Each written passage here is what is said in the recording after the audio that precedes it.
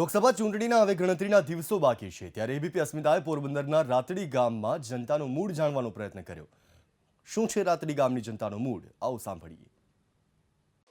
પોરબંદર લોકસભાનો મત વિસ્તાર એટલે કે રાતડી ગામ અને જે પોરબંદર દ્વારકા હાઈવે પર આવેલું આ ગામ છે એટલે ગામના લોકો સાથે આપણે વાત કરીશું। ગામના સરપંચ પણ આપણી સાથે છે કે હવે પછી તે કેવી સરકાર છે તે જોવા માંગે છે અને હજુ પણ તેના સાંસદે છે કેવી કામગીરી કરી છે, હજુ પણ કેવા વિકાસના કાર્યો છે તેના વિસ્તારમાં થવા જોઈએ।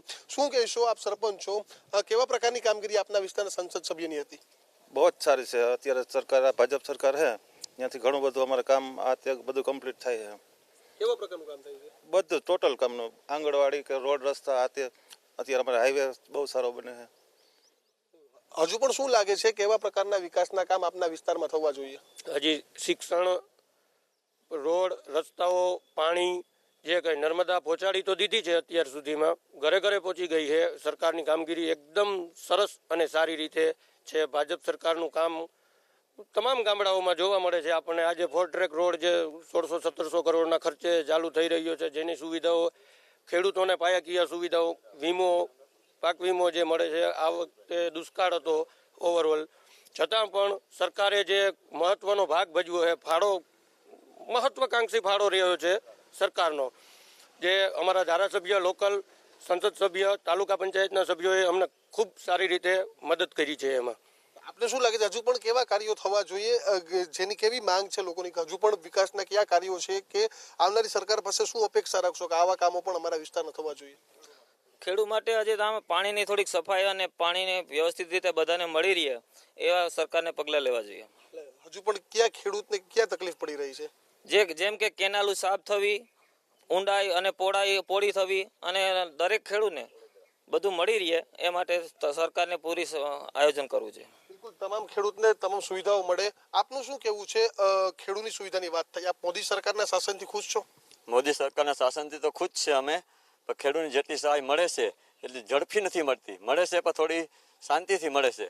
મળી જાય, પાક વીમો છે કે બિયારણનું છે કે જે કંઈ ખાતરના ભાવો છે મળી છે, એવું નથી કે નથી મળતું। તો સારું કામ છે।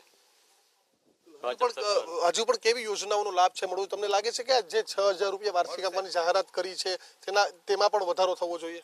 ખેડૂતને સારું કરે છે, બિઝનેસમેનને કરે છે, પણ એટલી ખેડૂતને નથી મળતી સહાય। બિઝનેસમેનને મળે એટલી ખેડૂતને વધારે સહાય મળવી જોઈએ આનાથી। ખેડૂતને વધારે સહાય મળી છે। સરપંચ છો, આપને લાગે છે કે જે 6000 વાર્ષિક સરકાર આપવાની જાહેરાત કરી છે તે ભથ્થામાં પણ એક વધારો કરવો જોઈએ? કારણ કે એક બાજુ વરસાદ પણ નથી પડ્યો અને પાણીની પણ તંગી છે, એટલે કે દુષ્કાળની સ્થિતિ છે, સહાયમાં વધારો થવો જોઈએ? હા, 100% થવો જ જોઈએ ને। પણ ભાજપ સરકાર છે એટલે અમને ખ્યાલ છે કે વિશ્વાસ છે કે ઘણો બધો ફાયદો આવતા સમયમાં થશે। આપ શું કહેશો? આપે મનમોહન સરકારનું શાસન જોયું છે, ત્યારબાદ મોદી સરકાર છે, કેટલો ફરક લાગે છે?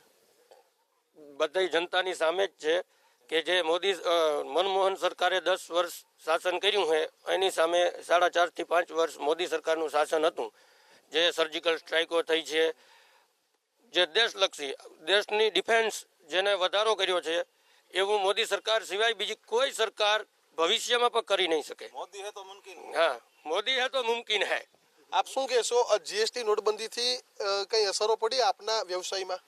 જીએસટી અને નોટબંધીથી સરકારને અને સરકારના કામની અંદર જે પબ્લિક છે એને ઘણો બધો ફાયદો થયો છે। થોડી ઘણી તકલીફ પડી છે નોટબંધીના હિસાબે, વેપારીઓને તકલીફ પડી છે જીએસટીના હિસાબે, પણ એ બધું શક્ય છે। મોદી સરકાર છે એને માટે જે આ કર્યું છે એ બરાબર કર્યું છે અને બહુ સારી વસ્તુ છે। દેશને માટે આ બહુ જરૂરી છે। દેશના માટે આ જરૂરી છે। છેલ્લો સવાલ, મોંઘવારીનો દર ઘટવો જોઈએ એવું લાગે છે? મોંઘવારી તો અત્યારે ચાલે છે, પણ મોંઘવારીની સામે રોજગારી પર વધુ મળે છે ને। ભાવ વધે છે તો ભાવ લે છે ને। મોંઘવારી છે કે નથી? ઘટવો જોઈએ, મોંઘવારીનો દર ઘટવો જોઈએ એવું લાગે છે આપને? મોંઘવારી તો આપણે માથે ડિસ્કસ કરવી જોઈએ ને। આપણે રોજ 100 કમાતા હોય તો 50 જ વાપરવા જોઈએ ને। આપણે 100 કમાતા હોય ને 200 વાપરીએ તો મોંઘવારી નડવાની જ છે। લોકોએ પણ તેના બજેટ પર ધ્યાન રાખવું પડશે। લોકો ઉપર રાખે તો થાય ને। સરકાર એમાં શું કરે? તમે કહો કે દિયો અમને, તો શું આપે સરકાર તમને?